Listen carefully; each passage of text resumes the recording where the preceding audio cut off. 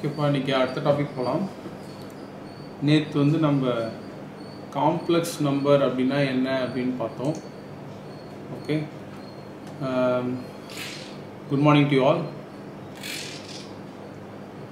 The number which is of the form x plus iy, z is equal to x plus iy. The number which is of the form x plus iy is called complex number. இதில் real பார்ட்டும் இருக்குது. Okay, இதில் real பார்ட்டும் இருக்குது, அதுக்கப்புறம் இதில் imaginary பார்ட்டும் இருக்குது. Okay, இதில் real பார்ட்டும் இருக்குது, imaginary பார்ட்டும் இருக்குது. இதை வந்து நம்ம கிராஃப் பண்ணலாம் அப்படின்னு சொல்லியிருந்தோம் நேற்று. அதுக்கு நான் ஒரு பிளேன் வரைஞ்சிக்கிறேன்.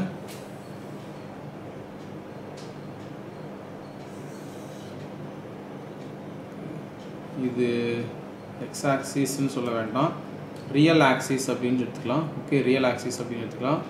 இதை இமேஜினரி ஆக்சிஸ் அப்படின்னு எடுத்துக்கலாம். இந்த பிளேனுக்கு வந்து கார்ட்டீசியன் பிளேன் கிடையாது, இது Argand plane. Okay, Argand plane. So இந்த பிளேனில் வந்து காம்ப்ளெக்ஸ் நம்பரை நம்ம குறிக்கலாம். ஸோ இதில் வந்து எப்பவுமே ரியல் ஆக்சிஸில் நம்ம ஏற்கனவே பார்க்குற எக்ஸ் ஆக்சிஸ் தான் அது. அது வந்து 1 2 3 4 and this is -1 -2. இது ஏற்கனவே நம்ம பார்த்துட்டு இருந்த ஒரு ஸ்கேல் தான் அது. இந்த இமேஜினரி ஆக்சிஸ், இந்த இமேஜினரி ஆக்சிஸில் தான் நம்மளுக்கு அந்த இமேஜினரி யூனிட் இருக்கும். ஓகே, அந்த இமேஜினரி யூனிட் இருக்கும். அதுதான் வந்து 1i, அதுக்கப்புறம் 2i, இதுக்கப்புறம் இது வந்து 3i, இதுக்கப்புறம் இது வந்து 4i. Listen carefully. So this is -i, -2i, -3i. So இப்படி தான் நம்ம வந்து இந்த ஆர்கன் பிளேனை டிசைன் பண்ணிக்கிறோம். ஓகே, ஆர்கன் பிளேனை டிசைன் பண்ணிக்கிறோம். சரி, இப்போ உதாரணத்துக்கு இதில் நம்ம இசட் அப்படிங்கிற ஒரு காம்ப்ளெக்ஸ் நம்பரை நான் இப்போ டினோட் பண்ண போகிறேன். இசட் அப்படிங்கிற காம்ப்ளெக்ஸ் நம்பர் டினோட் பண்ண போகிறேன். அது வந்து 2 + i3 இல்லை 2 + 3i அப்படின்னு வச்சுக்கலாம். ஸோ இந்த காம்ப்ளெக்ஸ் நம்பரை இந்த ஆர்கன் பிளேனில் நம்ம ப்ளோட் பண்ணணும் அப்படின்னா, okay, so 2 in the real part. Okay, 2 in the real part. Real பார்ட்டில் 2 யூனிட்ஸ் நகர்ந்து வந்துடுறீங்க. அதுக்கப்புறம் இமேஜினரி யூனிட்டில் positive i3, 1i, 2i, 3i. So இந்த இடத்துக்கு வந்துடும். ஓகே, இந்த பாயிண்ட்டை நம்ம எடுத்துக்கலாம். Use another color.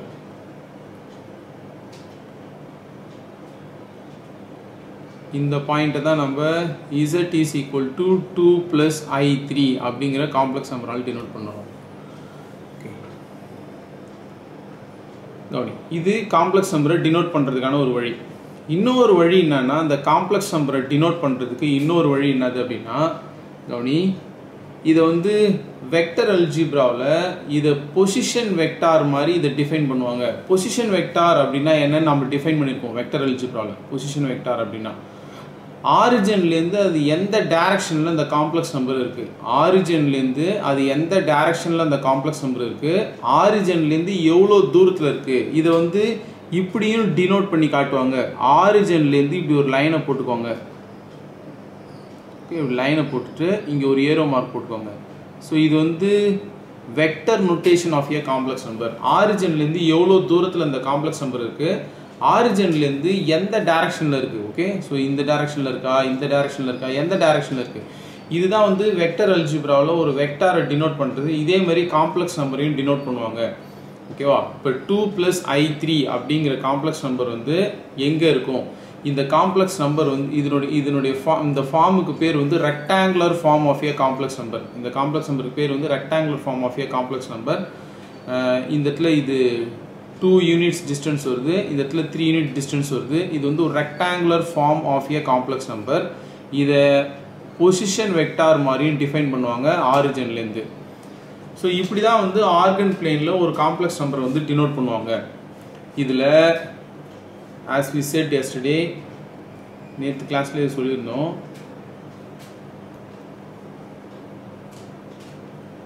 இந்த காம்ப்ளெக்ஸ் நம்பருடைய real part, the real part of this complex number and this is the imaginary part of the complex number. அது வந்து இப்படி ஷார்ட்டாக எழுதலாம். what is the real part of this complex number? இந்த complex number உடைய real part என்னது? 2. What is the imaginary part of the complex number? I இன் சேர்த்து சொல்ல தேவையில்ல, 3 மட்டும் சொல்லுங்க. ஒன்று I தேவையில்ல, imaginary part வந்து 3. ஓகே, imaginary part வந்து 3, அந்த I சேர்த்து சொல்ல தேவையில்ல. ஸோ இதுதான் வந்து நம்ம காம்ப்ளெக்ஸ் நம்பர் அப்படின்னு சொல்கிறோம். சரி, காம்ப்ளெக்ஸ் நம்பர்னா என்னன்னு சொல்லியாச்சு, ஐனா ஸ்கொயர் ரூட் ஆஃப் -1ன்னு சொல்லியாச்சு. அதை வந்து ஒரு இமேஜினரி ஆக்சிஸை ஒன்று எக்ஸ்டாண்ட் பண்ணி இந்த ரியல் ஸ்கேலை வந்து நம்ம என்ன செஞ்சிட்டோம்னா கொஞ்சம் பெருசாக எக்ஸ்டாண்ட் பண்ணி இந்த காம்ப்ளெக்ஸ் நம்பரை அதுக்குள்ளார நம்ம ப்ளோட் பண்ண ஆரம்பிச்சிட்டோம். ஸோ ஸ்டெப் பை ஸ்டெப்பாக போகலாம். ஸோ இப்போ நம்ம அடுத்து என்ன செய்யலாம் அப்படின்னா, ஒரு காம்ப்ளெக்ஸ் நம்பரை இப்படிலாம் வெக்டர் ஃபார்மில் டினோட் பண்ணலான்னு பார்த்தாச்சு. அல்ஜிப்ரா இன் ஏ காம்ப்ளெக்ஸ் நம்பர். ஒரு காம்ப்ளெக்ஸ் நம்பரில் ஒரு சில அல்ஜிப்ராஸ் எல்லாத்தையும் நம்ம பார்க்க போகிறோம். Okay, you try to understand this. Okay, so first நம்ம பார்க்க போகிற அல்ஜிப்ரா என்ன அப்படின்னா,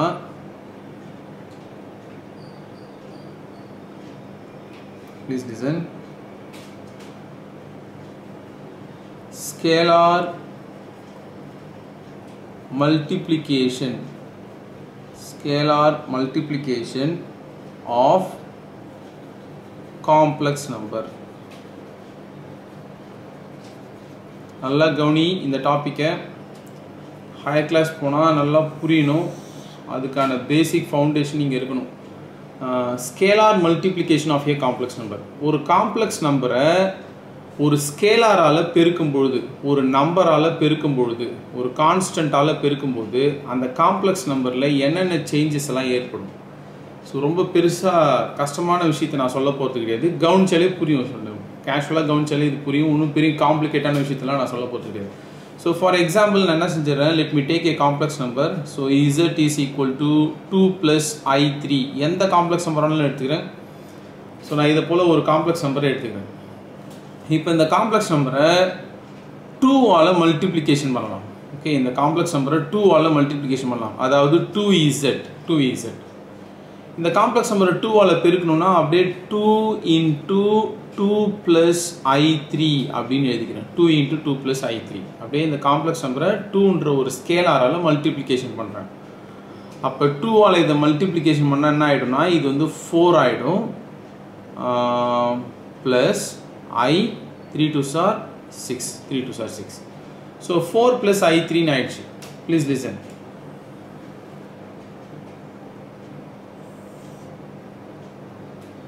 இந்த x axis எடுத்துக்கலாம், சாரி இது ரியல் ஆக்சிஸ் அப்படின்னு எடுத்துக்கலாம், இது இமேஜினரி ஆக்சிஸ் அப்படின்னு எடுத்துக்கலாம். ஓகே, இப்போ 1 2, இந்த இடம் 1ன்னு வச்சுக்கலாம், 2ன்னு வச்சுக்கலாம். இது வந்து I, இது வந்து 2I அப்படின்னு வச்சுக்கலாம். ஸோ அடுத்தது 3I, இந்த இடத்துல வந்து 3I அப்படின்னு வச்சுக்கலாம். சரி, 2 + 3I நம்ம ஏற்கனவே சொன்ன மாதிரி இந்த இடத்துல இருக்கும் அந்த காம்ப்ளெக்ஸ் நம்பர். ஓகே, இந்த இடத்துல காம்ப்ளெக்ஸ் நம்பர் இருக்கும், அது வந்து 2 + I3, 2 + I3. Please listen carefully.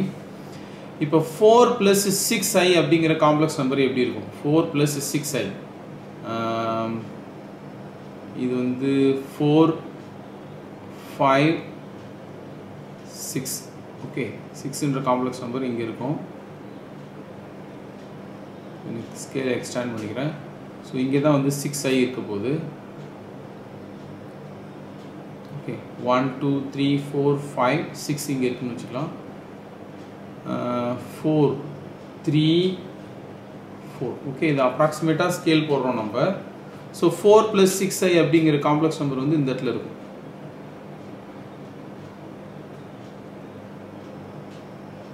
Somewhere here. So this is 4 + 6I. This is 4 + 6I.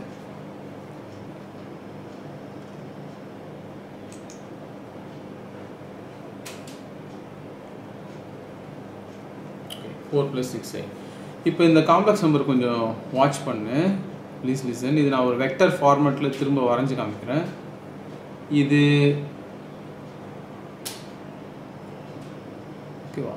So இங்கே இந்த இடத்துல இருக்குது இப்போ இந்த காம்ப்ளெக்ஸ் நம்பர்.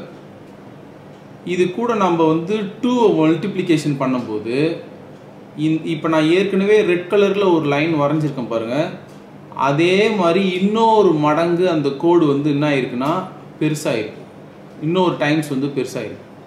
ஓகே, ஸோ ஒரு காம்ப்ளெக்ஸ் நம்பரை பெருக்கும் பொழுது என்ன ஆயிருக்கு அப்படின்றத வாட்ச் பண்ணுங்கள். ஒரு காம்ப்ளெக்ஸ் நம்பரை 2ன்ற ஸ்கேலாரால் நம்ம மல்டிப்ளிகேஷன் பண்ணோம். ஸோ என்ன ஆயிருக்கு அப்படின்னா, ஏற்கனவே ஆரிஜின்லேருந்து எவ்வளோ தூரத்தில் இருக்கோ இந்த ஸ்டிக்கை அப்படியே பிரேக் பண்ணி இதை 2ஆக இன்னொரு தடவை வச்சு பாருங்கள். அப்படியே 2 மடங்கு அதே டைரக்ஷனில், அது என்ன டைரக்ஷனில் போச்சோ அதே டைரக்ஷனில் 2 மடங்கு இன்க்ரீஸ் ஆகிருக்கு. Suppose if I multiply this complex number by 3ன்ற நம்பரால் பெருக்கியிருந்தேன் அப்படின்னாக்கா இதே மாதிரி 3 மடங்கு பெருசாக இருக்கும். இந்த ஸ்டிக்கு வந்து இவ்வளோ பெருசு, அப்புறம் 2 டைம்ஸ், திரும்ப 3 டைம்ஸ், இதே டைரக்ஷனில் இந்த இடத்துல காம்ப்ளெக்ஸ் நம்பர் இருக்கும். ஓகேவா? ஸோ இதுதான் ஸ்கேலார் மல்டிப்ளிகேஷன். ஒரு காம்ப்ளெக்ஸ் நம்பரை பெருக்கனா அப்படியே கிராஃப்லேயும் என்ன நடக்குது அப்படிங்கிறத யோசிங்க. சரி, இப்போ இதே காம்ப்ளெக்ஸ் நம்பரை I am going to multiply by 1/2z 1/2ஆல் பெருக்க போகிறேன்.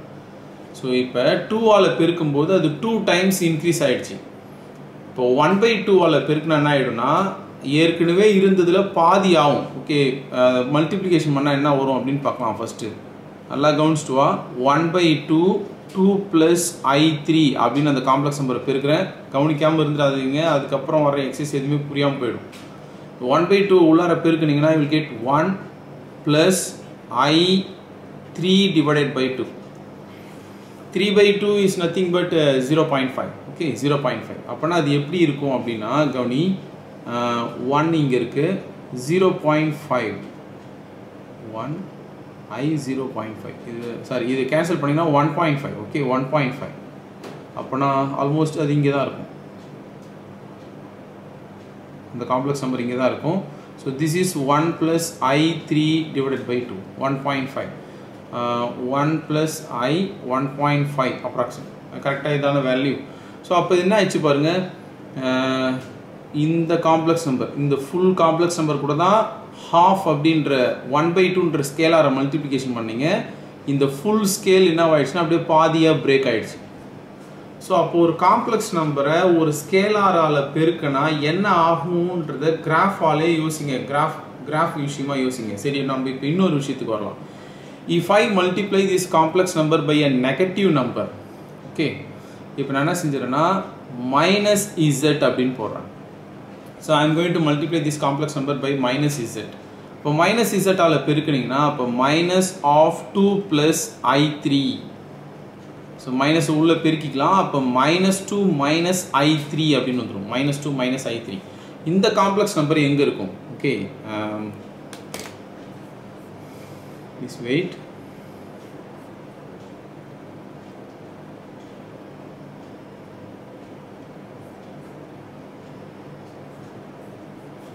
அதில் ஸ்கேல் வந்து கரெக்டாக இருக்காது. நான் இப்போ என்ன செஞ்சலான்னா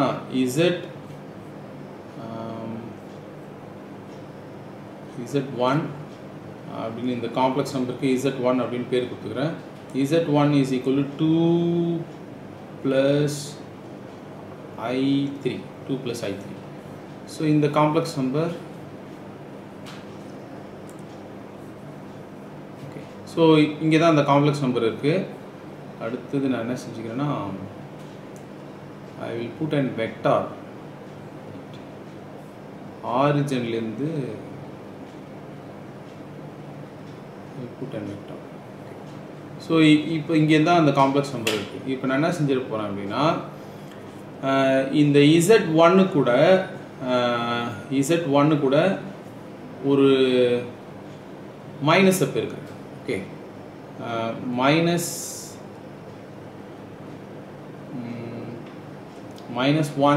into z -1 into z1 -1 into z1. Okay, so we are getting that. You listen this input area. அப்போ இது கூட மைனஸை பெருக்கும்போது என்ன ஆகுதுன்னா அப்படியே அந்த காம்ப்ளெக்ஸ் நம்பர் கூட என்ன ஆகிடுது, எல்லாத்தையும் மைனஸ் ஆகிடுச்சு. ஸோ இந்த காம்ப்ளெக்ஸ் நம்பர் எப்படி வந்துருக்கு பாருங்கள். இது அப்படியே மைனஸால் பெருக்கும்பொழுது இது என்ன டைரக்ஷனில் இருக்கோ அப்படியே அதுக்கு எக்ஸாக்டான ஆப்போசிட் டைரக்ஷனில் பின்னாடி ரிவர்ஸ் ஆகுதுன்னு அதுக்கு வெக்டர் போடுறேன். ஸோ அப்படியே பின்னாடி வந்துடுச்சு. ஸோ ஸோ இதனுடைய மேக்னிடியூட் மாறல. ஆரிஜின்லேருந்து இது எவ்வளோ தூரத்தில் இருக்கோ அதே தூரத்தில் தான் இந்த காம்ப்ளெக்ஸ் நம்பரும் இருக்குது. But in different direction. அப்படியே அதுக்கு டிஃப்ரெண்ட் டைரக்ஷன் சொல்கிறத விட ஆப்போசிட் டைரக்ஷன் அப்படிங்கிற வார்த்தையை சொல்லலாம். அப்படியே இதுக்கு எதிரான டைரக்ஷனில் அந்த காம்ப்ளெக்ஸ் நம்பர் இருக்குது. ஸோ அப்போ ஒரு காம்ப்ளெக்ஸ் நம்பரில் ஒரு ஸ்கேலாரால் பெருக்கும்பொழுது பாசிட்டிவ் ஸ்கேலாரால் பெருக்கும்போது அதே டைரக்ஷனில் அந்த மடங்குக்கு இன்க்ரீஸ் ஆகும். ஸோ இப்போ இந்த காம்ப்ளெக்ஸ் நம்பரை நம்ம என்ன செஞ்சிடலாம்னா -1க்கு பதில் if I multiply this complex number by 3ஆல் மல்டிப்ளிகேஷன் பண்ணால் ஏற்கனவே இந்த Z1ன்ற காம்ப்ளெக்ஸ் நம்பர் எவ்வளோ பெருசுக்கு இருக்கோ அதே மாதிரி 3 டைம்ஸ் பெருசாகிடும். I put okay. ஸோ அப்போ என்னாச்சு பாரு,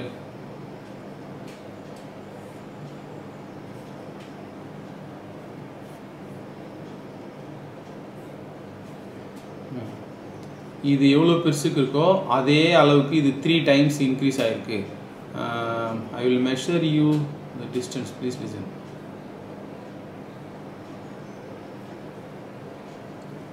இது ஆரிஜின்லேருந்து இந்த Z1ன்ற காம்ப்ளெக்ஸ் 3.61ல் இருக்குது. ஆரிஜின்லேருந்து இது எவ்வளோ தூரத்தில் இருக்குது அப்படின்னா 10.82. If I multiply this number by 3 you will get this 10.82. ஓகேவா? ஸோ இப்போ ஒரு காம்ப்ளெக்ஸ் நம்பரை இது ரொம்ப சிம்பிளான அண்டர்ஸ்டாண்டிங் தான், இது ஒன்றும் பெருசான விஷயம் கிடையாது. ஆனால் இப்படிலாம் ஒன்று நான் யோசிக்க வைக்கணும், கிராஃப் வரைஞ்சி. ஓகேவா? ஸோ அப்போது ஒரு காம்ப்ளெக்ஸ் நம்பரை ஒரு ஸ்கேலாரால் பெருக்கும் பொழுது என்ன ஆகுது அப்படின்னா அதே டைரக்ஷன்லேயே பெருசாகிட்டே போகுது.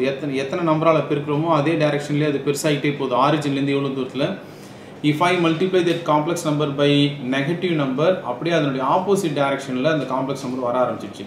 ஸோ இப்போ இப்படிலாம் யோசிக்கணும். இசட்னு ஒரு காம்ப்ளெக்ஸ் நம்பர் ஒரு இடத்துல இருக்குது அப்படின்னா 2Z எங்கே இருக்கும்?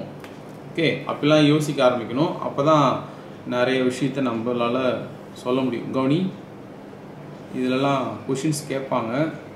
X axis, Y axis, imaginary axis, இது ரியல் ஆக்சிஸ்.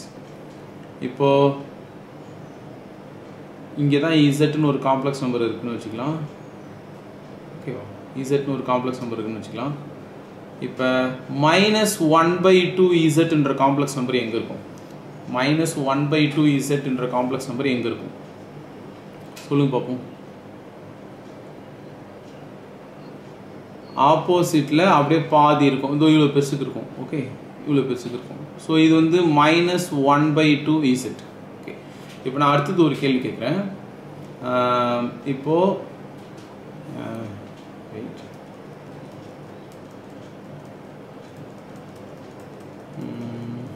நான் வேற ஒரு விஷயத்தை கேட்குறேன். Please listen. If Z is a complex number, which lies in second quadrant, if Z is a complex number lies in the second quadrant, listen my question carefully. If Z is the complex number lies in the second quadrant,